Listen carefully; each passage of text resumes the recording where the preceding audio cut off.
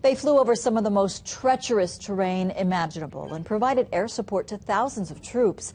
And today, soldiers with the 25th Combat Aviation Brigade celebrated their return to Hawaii after spending the past year in Afghanistan. KITV4's Andrew Pereira has more from Wheeler Army Airfield. What?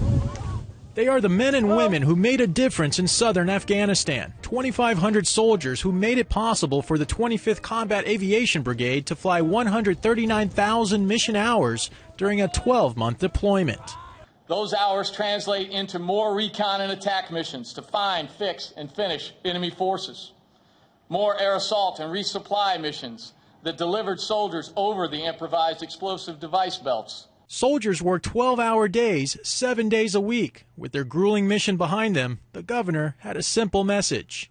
Aloha and welcome home. While in Afghanistan, Sergeant Jesus Quilar was in charge of some of the most powerful weapons on Earth. His wife Jennifer prefers his new mission, helping push a stroller, their 3 young children in tow. It was crazy.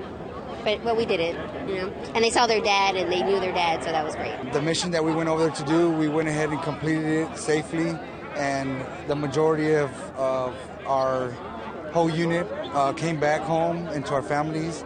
The brigade returns to Schofield with a tremendous sense of satisfaction. However, the mission did not come without sweat, blood, and tears. 8 of these palms at this memorial are dedicated to soldiers who died in combat during the year-long deployment.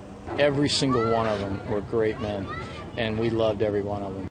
Andrew Pereira, KITV4 News. Residents have been writing in and calling into our newsroom asking about some loud booms they heard last night. Well, it turns out there has been training during the night by soldiers at Schofield Barracks. The Army is apologizing for any inconvenience to the community.